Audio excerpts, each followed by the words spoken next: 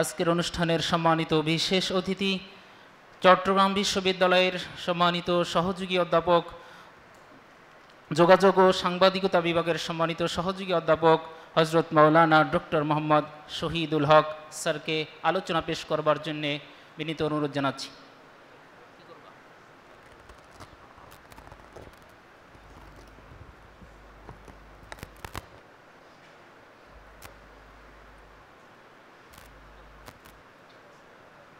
আসসালামু আলাইকুম ওয়া রাহমাতুল্লাহি ওয়া বারাকাতুহু।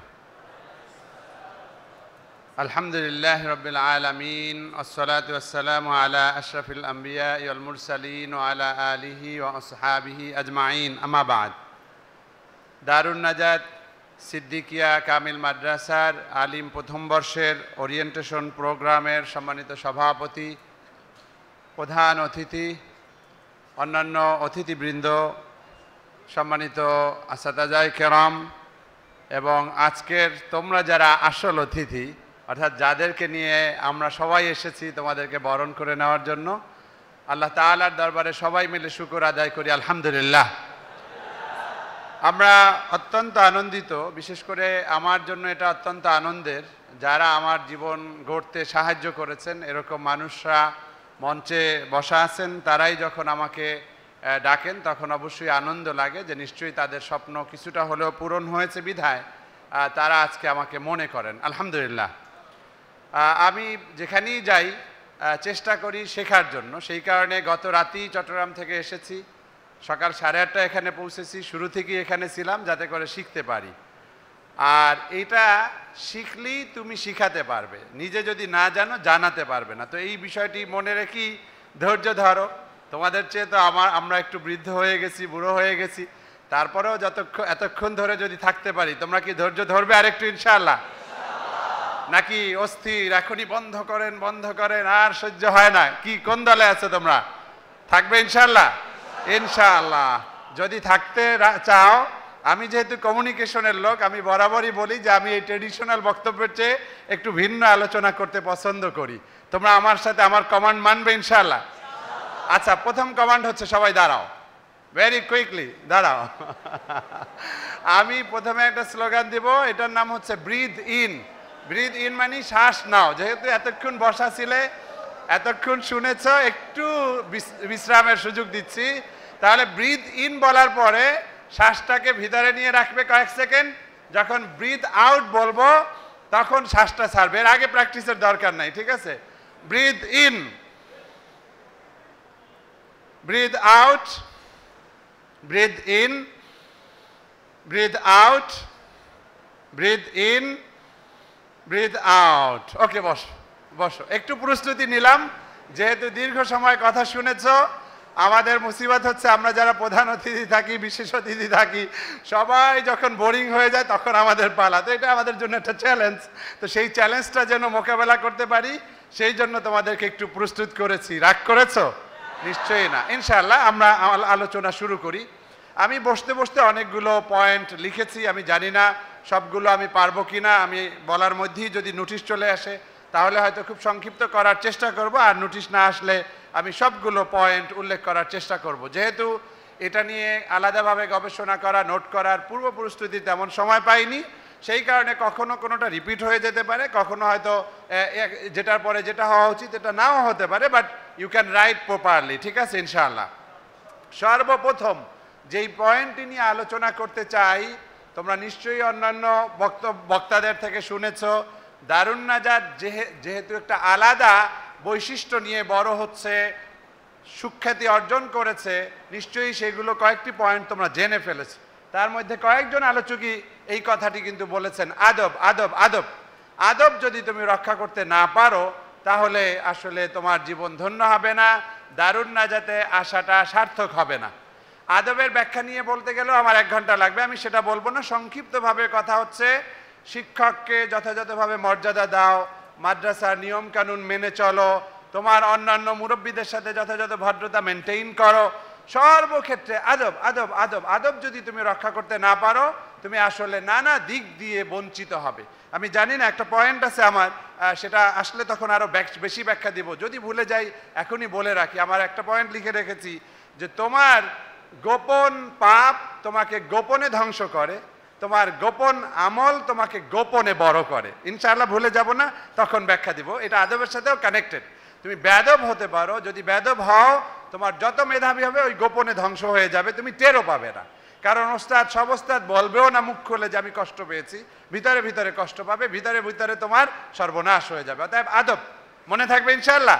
নাম্বার 1, আমি অনুরোধ করব তোমরা যদি ডায়েরি পেয়েছো আজকেই ডায়েরি উদ্বোধন করো, আমার এই পয়েন্টগুলো লিখে রাখো।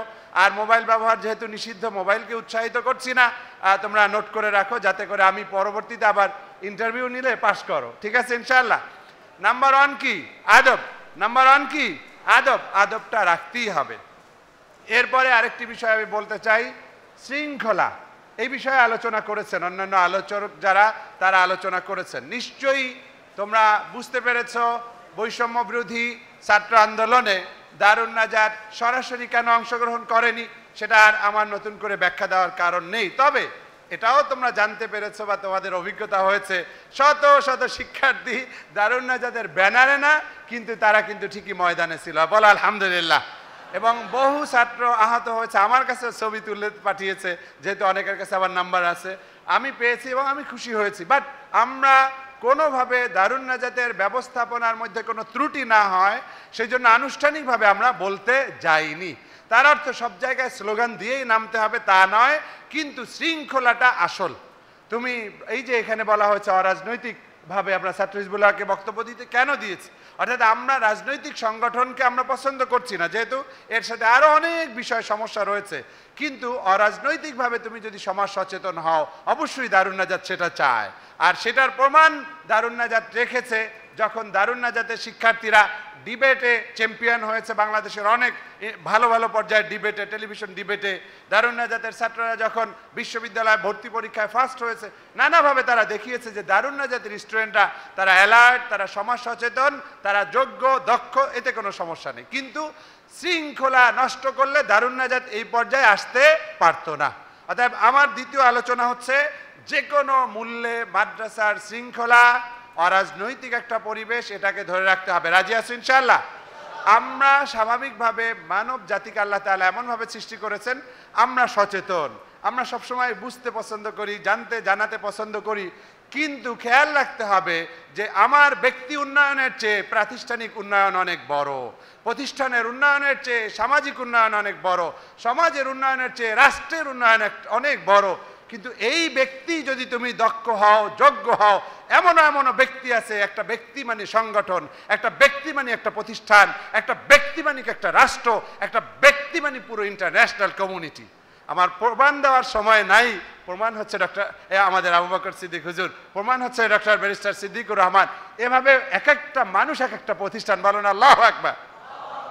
ডক্টর ইউনুস নিয়ে প্রশংসা করলে ভাবতে পারে যে হ্যাঁ এখন উনি প্রধান উপদেষ্টা হয়েছে বলে বলা, না, আজকে ছাত্ররা তাকে ডেকে এনেছে এই কারণে ডক্টর ইউনুসই হচ্ছে বাংলাদেশ, বলো আলহামদুলিল্লাহ। আর এই স্লোগানটাই তোমরা অনেক আগেই দিয়েছো, আমি বাংলাদেশ। সবাই আমার সাথে বলো, আমি বাংলাদেশ। এটা মনে রাখতে হবে, অবশ্যই জোরালো ভাবে মনে রাখতে হবে। তোমাকে আবার আরেকটি স্লোগান দিতে বলবো, বলো আমি দারুন নাজাত। এই স্লোগানগুলো কেন জানা দরকার? তোমরা অনেক সময় এগুলোর সাথে তালগোল পাকিয়ে ফেলো, ব্যক্তির সাথে সংগঠনকে এইভাবে মিলাতে পারো না, ছন্দপতন হয় না।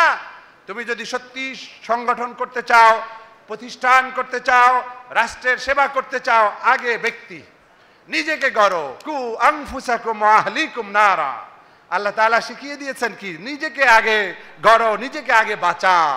আউযু বিল্লাহি মিনাশ শাইতানির রাজিম, আউযু, আমি আশ্রয় চাচ্ছি। কেন? প্রোটেক্ট ইয়োরসেলফ ফার্স্ট, আগে নিজেকে প্রোটেক্ট করো, আগে নিজেকে বাঁচাও, নিজেকে গড়ো। অতএব নিজেকে ধ্বংস করে তুমি জাতির সেবায় কিছুই করতে পারবে না। সেই জন্য দারুন নাজাত মাদ্রাসা থেকে যত ধরনের ম্যানুয়াল, যত ধরনের গাইডলাইন, যত ধরনের নোটিশ তোমাদেরকে দেওয়া হবে, শৃঙ্খলা শৃঙ্খলা শৃঙ্খলা তোমাদেরকে মানতেই হবে। যে ব্যক্তি শৃঙ্খলা মানবে না, বুঝবে যে তোমার আসলে বেশি দূর খেদমত করার যোগ্যতা তোমার নাই। ডক্টর ইউনুসকে যদি তুমি বলো সারা পৃথিবী ঘুরে বেড়ায়, কিন্তু যদি তুমি তার বউয়ের সাক্ষাৎকার দেখো, সবচেয়ে বড় একটা বন্দী মানুষ হচ্ছে ডক্টর ইউনুস। কারণ তার বউয়ের বক্তব্য হচ্ছে ইউনুস হচ্ছে এত কর্মপাগল, সে তার অফিস থেকে একটু বের হয় না, বাসায় পর্যন্ত আসার সময় সে পায় না। কারণ হচ্ছে সে শৃঙ্খলায় আবদ্ধ হয়ে গেছে। অতএব তোমরাও শৃঙ্খলা মানবে। রাজি আছো ইনশাআল্লাহ? প্রয়োজনে বড় হলে যখন মোবাইল ব্যবহারকে তারা অ্যালাউ করবে, তখন তোমরা ইউটিউবে দেখবে মোটিভেশনাল স্পিচগুলো, তারা বলে ডিসিপ্লিন ইজ এভরিথিং, শৃঙ্খলাই সব কিছু। যদি তোমার শৃঙ্খলা না থাকে তাহলে তুমি বড় হতে পারবে না। মনে থাকবে? দুটো পয়েন্ট আমি বললাম। এরপর আরেকটি হচ্ছে ঐক্যবদ্ধ জীবন। দারুন নাজাত আজকে কেন সফল? এইখানে যারা পড়ে, যারা ভর্তি হয়, সবাই কি সারসিনার মুরিদ? নিশ্চয়ই না। সবাই কি তার বাবা সারসিনার মুরিদ? নিশ্চয়ই না। এখানে বিভিন্ন ঘরানার ছাত্ররা রয়েছে, নিঃসন্দেহে রয়েছে। এখানে কওমি মাদ্রাসার অনেক ছাত্র রয়েছে যারা একটা পর্যায়ে পড়ে এসে এখানে ভর্তি হয়েছে, কিন্তু তারপরেও সবাই কেন দারুন নাজাতে আসে?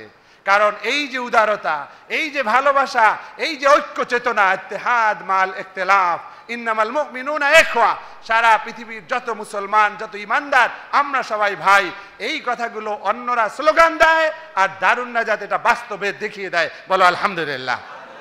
সেই কারণে তোমাদের তৃতীয় যে পয়েন্টটি আমি বলতে চাই, ঐক্যবদ্ধ জীবন। ঐক্যবদ্ধ জীবন তুমি যেই প্রতিষ্ঠানের হও, যেই মাসলাকের হও, যেই মতাদর্শের হও, যেই এলাকার হও, যেই অর্থনৈতিক ব্যাকগ্রাউন্ডের হও না কেন, তোমাকে অবশ্যই অবশ্যই ঐক্যবদ্ধ জীবন যাপন করতে হবে। না হয় কিন্তু তুমি প্রকৃত ইমানদার হতে পারবে না। রাজি আছো ইনশাআল্লাহ? অতএব ঐক্যে ফাটল ধরে এরকম রাজনৈতিক সংগঠন আমার করার দরকার নাই। ঐক্যে ফাটল ধরে এরকম কোন ধরনের কর্মসূচিতে আমার অংশগ্রহণ করার দরকার নেই। মনে থাকবে ইনশাআল্লাহ? এরপরে আরেকটি বিষয় হচ্ছে তোমাকে স্বপ্ন দেখতে হবে। তুমি যদি স্বপ্ন না দেখো, তুমি যদি ইমাজিন না করো, কল্পনা না করো, নতুন একটা জগৎ তুমি সৃষ্টি না করো, কোনোদিন বড় হতে পারবে না।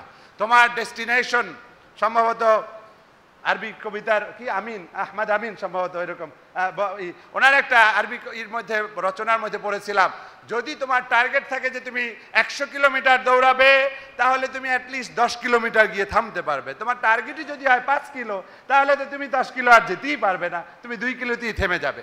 অতএব তোমাদের স্বপ্ন দেখতে হবে, বড় বড় স্বপ্ন, বড় বড় স্বপ্ন দেখতে হবে যে আমি ভাইস চ্যান্সেলর হব, আমি মন্ত্রী হব, আমি এমপি হব, আমি হেড মুহাদ্দিস হব, আমি বড় একজন পীর দরবেশ অলি হব, বুজুর্গ হব, আমি একজন দায়ী হব। এভাবে তোমরা প্রত্যেকেই স্বপ্ন দেখা শুরু করো, কারণ স্বপ্ন যদি তোমার না থাকে তাহলে এই সময়টা নষ্ট করার কোনো মানে নেই। অর্থাৎ প্রত্যেকে স্বপ্ন দেখো, টার্গেট ঠিক করে ফেলো। তোমার স্বপ্নের ওই টার্গেটে যদি তুমি পৌঁছতে নাও পারো, তাহলেও কিন্তু তুমি অবশ্যই অনেক দূর যেতে পারবে। আল্লাহ তাআলা কবুল করুক, বলো আমিন। এরপরে আরেকটি বিষয়ের কথা আমি বলছি, এই শব্দটাও ব্যাখ্যা করতে অনেক সময়ের প্রয়োজন। অসম্ভব সম্ভাবনা দিয়ে আল্লাহ তাআলা আমাদেরকে সৃষ্টি করেছেন। বিজ্ঞানীরা আমাদেরকে ইন শর্ট বলেন যে আমাদের ব্রেইনে আছে বিলিয়নস অফ সেলস। তারা বলতে পারে না যে এক্স্যাক্টলি কতটা সেল আছে, তারা বলতে পারে না। তারা কি বলে? বিলিয়নস অফ সেল আমাদের ব্রেইনের মধ্যে রয়েছে। আর অন্যান্য বিজ্ঞানীরা আবার বলে যতগুলো সেল আছে, মানুষরা সাধারণত 6 থেকে 7% ব্যবহার করে। খুব ভালো মেধাবী হলে 12, 13, 11 এই পর্যন্ত তারা ব্যবহার করে। তাহলে চিন্তা করে দেখো, 90%-এর বেশি আনইউজ থেকে যাচ্ছে, ব্যবহারই করতে পারছি না। কারণ তুমি তো আসলে সময় নষ্ট করছো, তুমি তো এটার ব্যাপারে সিরিয়াস না। আমি বলছি না যে যত চেষ্টা করো তারপরেও তুমি 12-13-র চেয়ে বেশি পারবে, কিন্তু try your best to utilise every single cell in your brain. যদি তুমি নাও পারো, যতদূর সম্ভব তুমি এটাকে ব্যবহার করো। কারণ আজকে মুসলমানরা যে পরাজিত হচ্ছে, এর কারণ হচ্ছে আমরা আসলে আল্লাহ তাআলার দেওয়ার যতগুলো নেয়ামত সেটাকে আমরা যথাযথভাবে ব্যবহার করছি না। আধুনিক বিজ্ঞান 3টি ইন্টেলিজেন্সের কথা বলে। কি কি? একটা হচ্ছে ইন্টেলেকচুয়াল ইন্টেলিজেন্স, যেটাকে তোমরা সংক্ষেপে বলো আইকিউ। আইকিউ অর্থাৎ তোমার যে মেধার যে শক্তি। কিন্তু এখন আধুনিক বিজ্ঞানীরা আরো 2টি কিউ বের করেছে, ইন্টেলিজেন্স বের করেছে। তারা একটার নাম দিয়েছে ইমোশনাল ইন্টেলিজেন্স, আর একটার নাম দিয়েছে স্পিরিচুয়াল ইন্টেলিজেন্স। খেয়াল করে দেখো, আল্লাহু আকবার। আমরা এতদিন সুফিবাদের কথা, আধ্যাত্মিকতার কথা বলছি, মনে হচ্ছে যেটা পীরদের কাজ। বিজ্ঞানীরা এবার বলছে একটা মানুষ যদি এই 3 ধাপে বিকশিত না হয়, তাহলে সে পরিপূর্ণভাবে তার মেধার বিকাশ ঘটাতে পারে না, মনুষ্যত্বের বিকাশ ঘটাতে পারে না। সেই জন্য তোমাদের মেধার বিকাশ যেমন ঘটাতে হবে, ইমোশনকে কন্ট্রোল করতে হবে, ইমোশনাল ইন্টেলিজেন্সকে গ্রো করতে হবে, তোমার আবেগ অনুভূতিকে কন্ট্রোল করতে হবে। তুমি গরিব তারপরেও সবর করো, এটা তোমার ইমোশনাল ইন্টেলিজেন্স কন্ট্রোল করার একটা নমুনা। টাকা নাই, ক্ষুধা, তারপরেও কন্ট্রোল করো, একদিন তুমি বিজয়ী হবেই হবে ইনশাআল্লাহ। আরেকটি হচ্ছে স্পিরিচুয়াল ইন্টেলিজেন্স, এটারও কোনো বিকল্প নেই। অতএব এই তিনটি বিষয় তোমরা মাথায় রেখে তোমার সর্বোচ্চ বিকাশ তোমার ঘটাতে হবে। আল্লাহ তাআলা তোমাদের তৌফিক দান করো, বলো আমিন।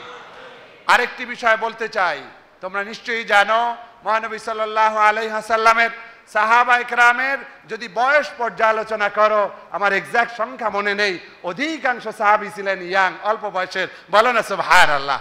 তোমরা আজকে সেরকম একটি সময়ে দাঁড়িয়ে আছো, তোমাদের এখন যৌবন কাল, আলেম ফার্স্ট ইয়ার, যৌবনের একদম চূড়ান্ত রূপে তোমাদের অবস্থান। এই সময়টা যদি তোমরা যথাযথভাবে ব্যবহার করো, তুমি ভালো বিশ্ববিদ্যালয়ে চান্স পাবে, তুমি হয়তো ভালো মুহাদ্দিস হতে পারবে, তুমি হয়তো বিদেশে স্কলারশিপ নিয়ে যেতে পারবে। তুমি এই যে বড় বড় কলেজ বলো, বড় বড় মাদ্রাসা বলো, আলেম ফার্স্ট ইয়ার থেকেই শুরু হয় তাদের যাত্রা। অতএব যদি মনে করো তুমি যাবে, আল আজহারে যাবে, মদিনা ইউনিভার্সিটিতে যাবে, অক্সফোর্ড, কেমব্রিজ, হার্ভার্ডে যাবে, এখনই শপথ নেওয়ার সময়, এখনই জেগে ওঠার সময়, এখনই তোমাকে প্ল্যান সাজাতে হবে। তোমার প্রস্তুতি অবশ্যই আলেম পাশের আগে পরে নয়, এখনই তোমার এই পড়াশোনার ফাঁকে ফাঁকে ওই টার্গেট অনুসারে তোমাকে প্রস্তুতি নিতে হবে। অতএব সর্বোচ্চভাবে তুমি সেই শপথ নাও, তোমার মেধার বিকাশ ঘটাও, যৌবনকে যথাযথভাবে কাজে লাগাও।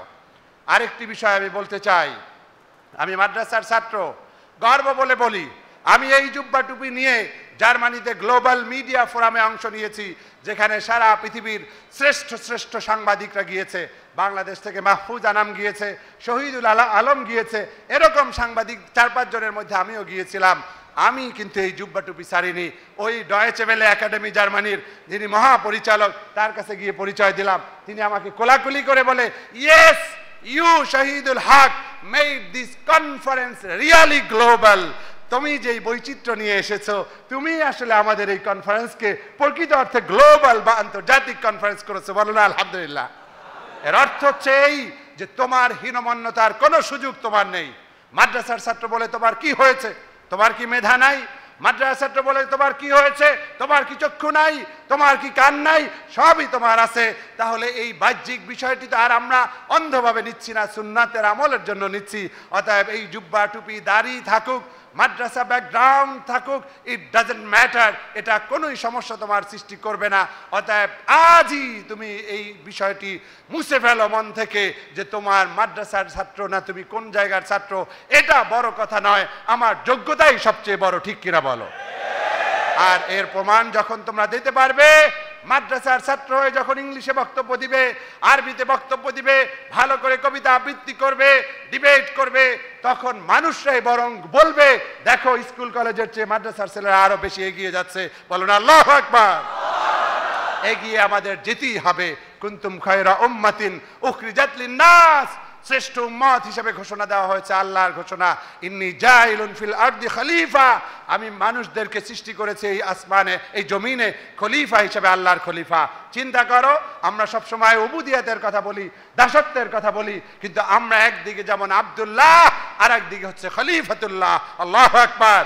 আমরা শুধুমাত্র দাসের কথা চিন্তা করে ইবাদতের বিষয়ে গুরুত্ব দিব না, আমরা কিন্তু খলিফাতুল্লাহ। সেই কারণেই নবীজি বলেছেন, তাখাল্লাকু বিআখলাকিল্লাহ, আল্লাহর চরিত্রে চরিত্রবান হও। বিভিন্ন হাদিসের ব্যাখ্যা রয়েছে, ইরহামু মান ফিল আরদি ইয়ারহামুকুম মান ফিস সামা।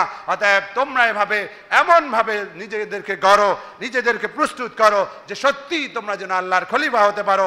সর্বক্ষেত্রে শ্রেষ্ঠত্ব ছাড়া আল্লাহর খলিফাগিরি করা সম্ভব নয়। অতএব তুমি কবি হও, শ্রেষ্ঠ কবি, তুমি লেখক হও, শ্রেষ্ঠ লেখক, তুমি সাংবাদিক হও, শ্রেষ্ঠ সাংবাদিক, তুমি বড় অধ্যাপক হও, শ্রেষ্ঠ অধ্যাপক। সমস্ত জায়গায় তোমাদের এই খলিফাতুল্লাহর আদর্শ টিকিয়ে রাখতে হবে। আল্লাহ তাআলা তৌফিক দান করে, বলো আমিন। আরেকটি বিষয় বলতে চাই, if you fail to plan, you are planning to fail. তুমি যদি পরিকল্পনা করতে ব্যর্থ হও, তুমি মূলত তোমার অজান্তি আরেকটি পরিকল্পনা করছো, সেটা হচ্ছে ব্যর্থতার পরিকল্পনা। অতএব প্রত্যেকেই পরিকল্পনা করো, কিভাবে ভালো রেজাল্ট করবে, কোথায় বিশ্ববিদ্যালয়ে অ্যাপ্লিকেশন করবে, কোথায় দেশের বাইরে স্কলারশিপের জন্য যাবে, এখনই পরিকল্পনা করো, নতুন করে পরিকল্পনাকে আপডেট করো। কিন্তু পরিকল্পনা ছাড়া একটা মুহূর্ত কাটিয়ে দেওয়া যাবে না। আরেকটি বিষয় আমি বলছি, তোমাদের আধ্যাত্মিকতার বিষয় একটু আগে অল্প করে বলেছিলাম, আবার একটুখানি বলি। আল্লাহু আকবার। আমি কিন্তু তোমাদের সাথে ফিজিক্যালি না থাকলেও অনলাইনে থাকি। যখনই দেখি দারুন নাজাতের কোনো প্রোগ্রাম আমি শুনতে থাকি ঘন্টার পর ঘন্টা, কখনো বিশ্রামের সময়, কখনো যাত্রার সময়, যখন সফরে থাকি। কারণ হচ্ছে অনেক কিছু শেখার রয়েছে। আমাদের প্রিন্সিপাল হুজুর বেশ কয়েক মাস আগে একটি আলোচনার মধ্যে তার মূল বিষয় ছিল দোয়া, দোয়া, দোয়া, ওস্তাদের দোয়া, সাধারণ মানুষের দোয়া, বাবা মায়ের দোয়া। এই বিষয়ের উপর হুজুর দীর্ঘ সময় আলোচনা করেছেন। আমিও সামারি টানতে চাই। আমি একটি স্লোগান তোমাদেরকে বারবার শিখিয়ে দিয়েছি, ট্রাই অ্যান্ড ক্রাই। আমার সাথে একটু বলো, ট্রাই অ্যান্ড ক্রাই। বলো, 2-3 বার বলতে হবে, try and Cry, try and Cry, try and Cry. কি অর্থ?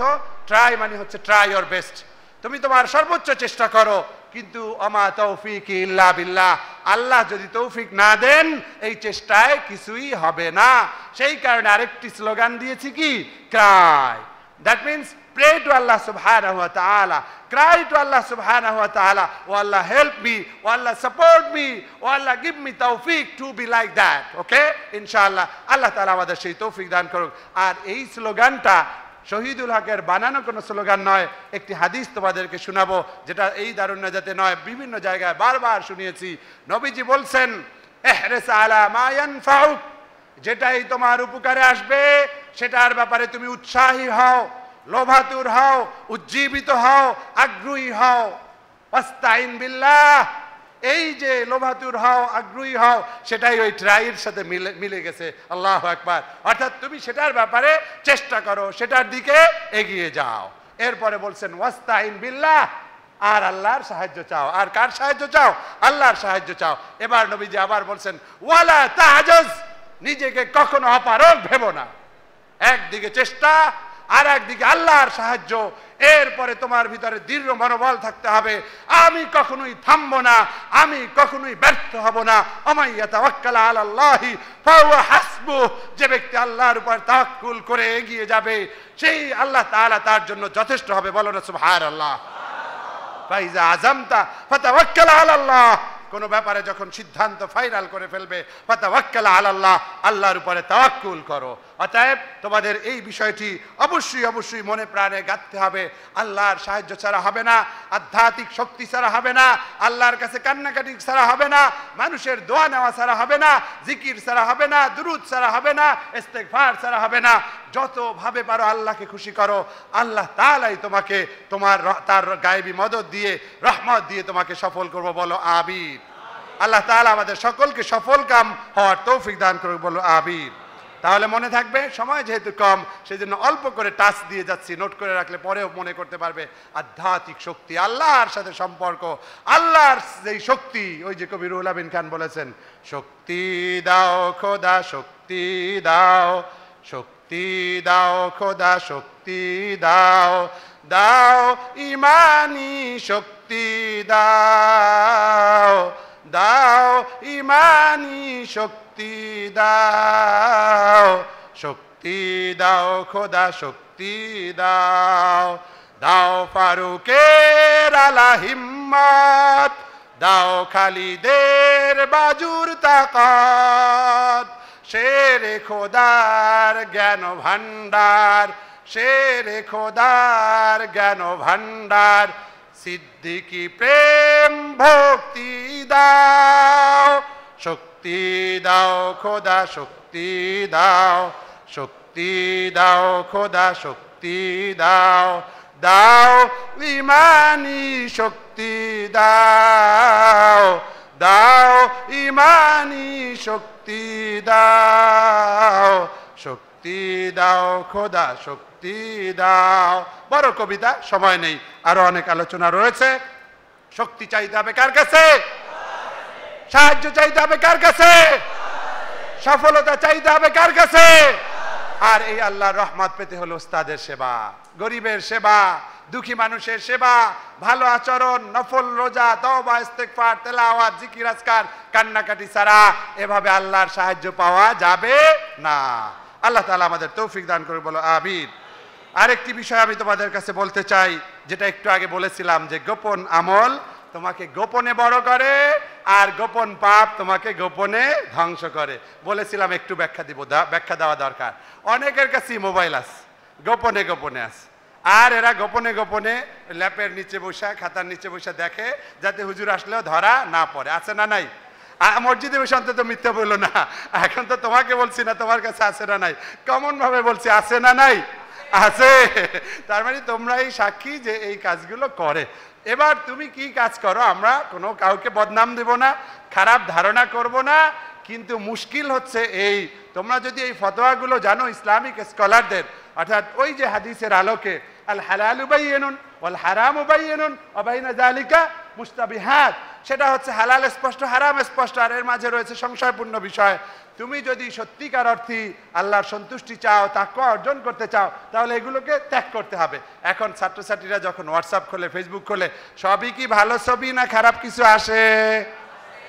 আছে না? তার মানে হচ্ছে এগুলো ধ্বংস। তুমিও মানুষ, আমিও মানুষ, আমরা অনেক সময় হয়তো আল্লাহর ভয়ে ঠিক মতো মেনটেন করতে নাও পারি, শয়তান এসে তোমাকে ধোঁকা দিবে। অতএব সাবধান সাবধান সাবধান। তুমি কখনো গোপন পাপে গিয়ে মনে করো না যে বেঁচে যাবে। আল্লাহ কিন্তু সবকিছু রেকর্ড করতেছেন। মা ইয়ালফিজু মিন কাউলিন ইল্লা লাদাইহি রাকিবুন আতীদ। তুমি যেখানেই যাও না কেন সব কিছু কিন্তু আল্লাহ তাআলা রেকর্ড করতেছেন। অতএব গোপন পাপ করা যাবে না।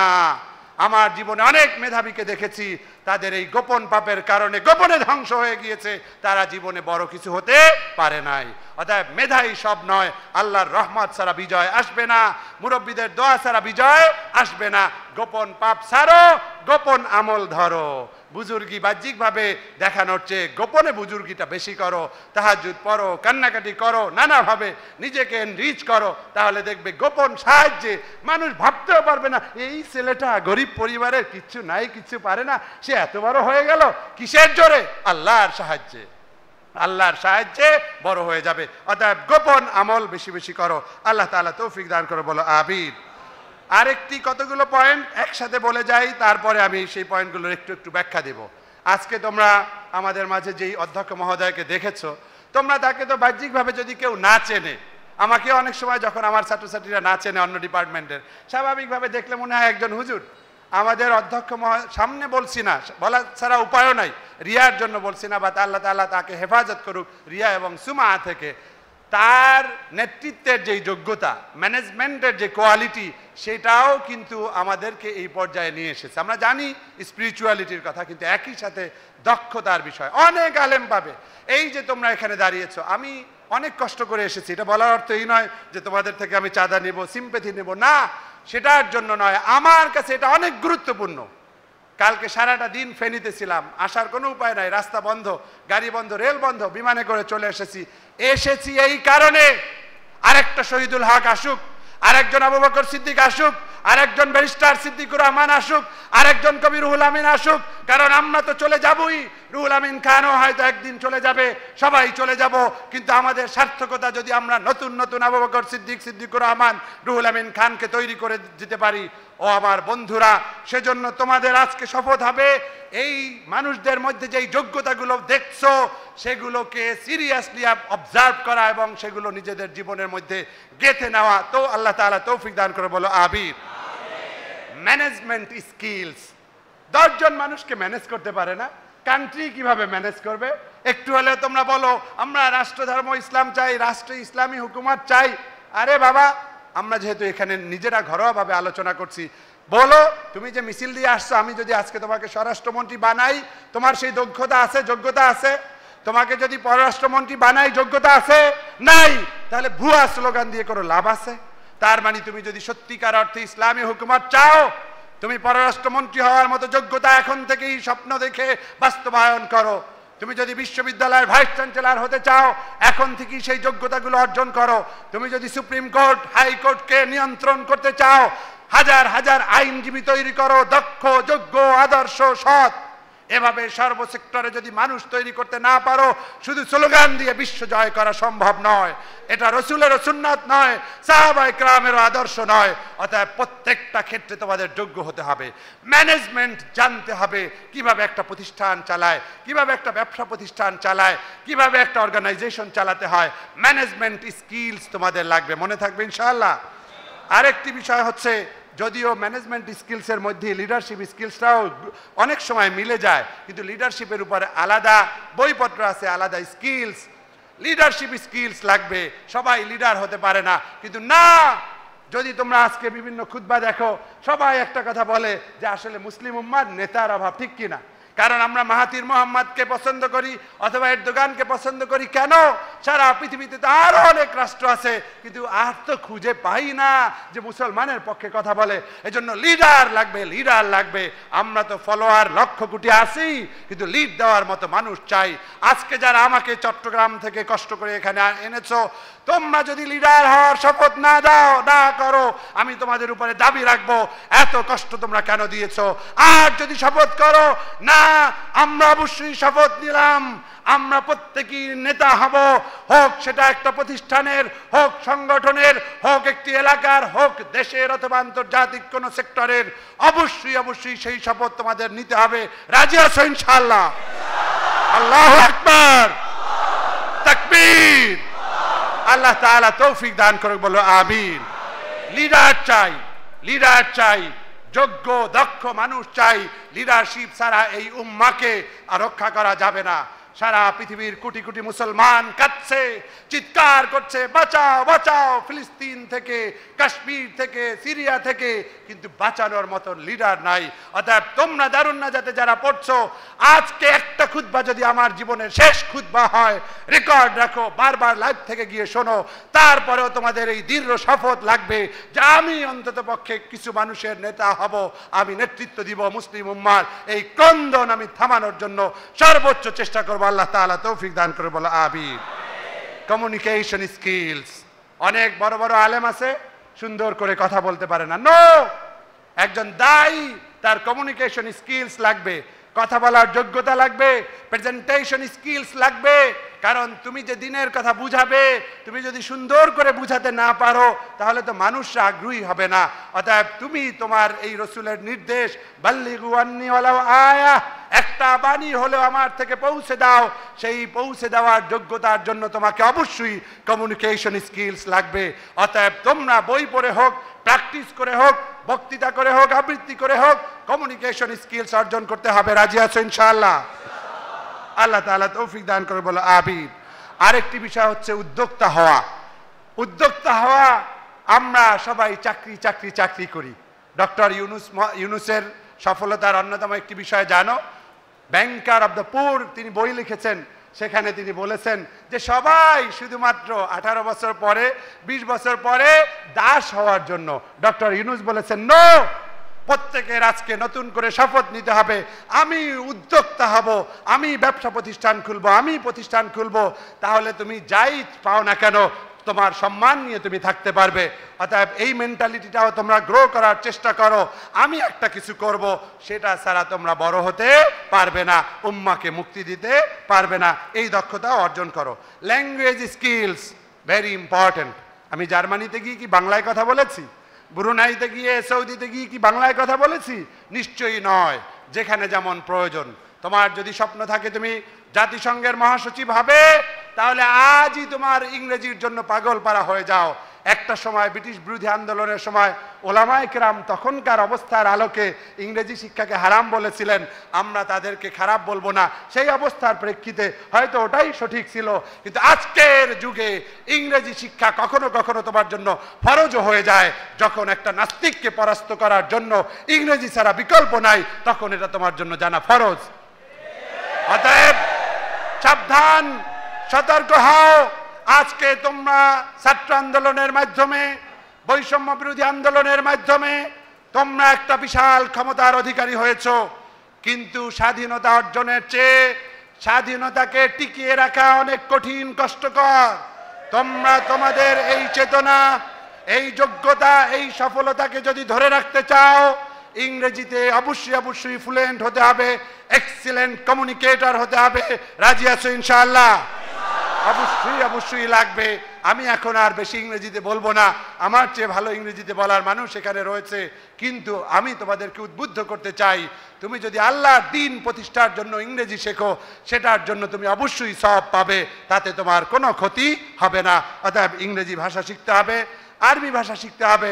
আমি এখানেও এসে খুতবা দিয়েছি, আমি জানি এখানে যারা আমার দর্শক শ্রোতা ছিলেন তারা আমার চেয়ে বড় মুহাদ্দিস, বড় যোগ্য, কিন্তু তারপরেও আমি না দেখে আরবিতে খুতবা দিয়েছি তোমাদেরকে উৎসাহ দেওয়ার জন্য যে আমার আরবি খুব ভালো হোক বা নাই হোক, ওরা দেখুক যে জার্নালিজমের একজন টিচার ইংলিশে আরবিকে কথা বলছেন, খুতবা দিচ্ছেন না দেখে, যাতে করে তোমরা উৎসাহী হও। অতএব আমি আবারও তোমাদেরকে বলছি, আরবি ভাষা এভাবে দখল নিতে হবে। বিশাল একটা মার্কেট, জব মার্কেট বিভিন্নভাবে মধ্যপ্রাচ্যে রয়েছে। অতএব আরবি ভাষা শেখায়, একদিকে যেমন কোরআন হাদিস জানতে পারবে, আর একদিকে জব মার্কেটেও আমরা ঢুকতে পারবো। আল্লাহ তাআলা সেই তৌফিক দান করে, বলো আমিন। আরেকটা বিষয়, আইসিটি স্কিলস, আধুনিক যুগ। তোমরা ডক্টর ইউনূসের একটা বক্তব্য শুনেছ যে হে যুবক, তোমরা আমার চেয়ে অনেক ভালো, অনেক যোগ্য। কারণ হচ্ছে এই যে তোমাদের হাতে এই রয়েছে তথ্য প্রযুক্তি, আমরা যখন পড়েছি তখন ছিল না। কিন্তু এটাকে কখনোই ধ্বংসের কাজে ব্যবহার করা যাবে না, অ্যাডিকশন হলে হবে না। অনেকেই এখন এডিক্টেড হয়ে গেছে, বিনা কাজে টিপতে থাকে ঘন্টার পর ঘন্টা। না, এটার নাম আইসিটি স্কিলস নয়। অতএব তোমার আইসিটিতেও দক্ষতা অর্জন করতে হবে, যাতে তুমি এটাকে যথাযথভাবে কাজে লাগাতে পারো। সময়ের 1 ফোর, অসময়ের 10 ফোর। অতএব এখনই তোমার সময়। এখন যৌবন যার, যুদ্ধে যাওয়ার শ্রেষ্ঠ সময় তার। অতএব তোমাদের এখন যৌবন, তোমাদেরই আসলে সফল হওয়ার সময়। Utilise every single second, utilise every single second. প্রত্যেকটা মুহূর্তকে কাজে লাগাও। আমি লাগিয়েছি, আমি এই পর্যায়ে এসেছি। আমাদের অধ্যক্ষ মহোদয় লাগিয়েছেন, এই পর্যায়ে গিয়েছেন। ব্যারিস্টার সিদ্দিকুর রহমান লাগিয়েছেন, এই পর্যায়ে এসেছেন। প্রত্যেকটা মুহূর্তকে কাজে লাগাও। কেন তুমি এখনো বড় হয়ে ওস্তাদের পাহারা কামনা করো? না, ওস্তাদ তোমাকে সারাদিন পাহারা দিবেন না, তোমাকে পাহারা দিতে হবে। Self motivation is the best motivation. নিজেকে যদি নিজে মোটিভেট করতে পারো, কনভিন্স করতে পারো, প্রভাবিত করতে পারো, উদ্দীপিত করতে পারো, উজ্জীবিত করতে পারো, সেটাই হচ্ছে বেস্ট মোটিভেশন। তাহলেই তুমি অক্সফোর্ডে যাও, ক্যামব্রিজে যাও, হার্ভার্ডে যাও, সারা পৃথিবীর শ্রেষ্ঠ মানুষ হবে। আর যদি তোমাকে কয়দিন পর পর শহীদুল হক স্যারকে ডাকা লাগে, অমুককে ডাকা লাগে, তারপর তুমি বড় হওয়ার স্বপ্ন দেখবে, তাহলে তুমি বড় হতে পারবে না। অতএব আজই তোমাদের এই শপথ নিতে হবে যে আমি আমার সময়ের প্রত্যেকটা সেকেন্ডকে মূল্য দিয়ে আমি বড় হওয়ার চেষ্টা করব। আমি কয়েকটি কবিতার লাইন আমি বলে শেষ করছি, যেটা তোমরা সবসময়ই শোনো। আবারও বলছি, উল্টে দিতে যুগ জমানা চাই না অনেকজন, এক মানুষই আনতে পারে জাতির জাগরণ। এক মানুষই বিপদকালে বাঁচায় কাফেলায়, ক্ষুদ্র ডিঙ্গা বাঁচায় জাহাজ অসীম দরিয়ায়। এমনি করে চলছে হোথায় রাত্রি দিনমান, এক বাতি জ্বালতে পারে হাজার বাতির প্রাণ। আল্লাহু আকবার। অর্থাৎ তোমাদেরকে এই হাজার বাতির সমান একটি বাতি হতে হবে, সূর্য হতে হবে, চাঁদ হতে হবে, আলোক বর্তিকা হতে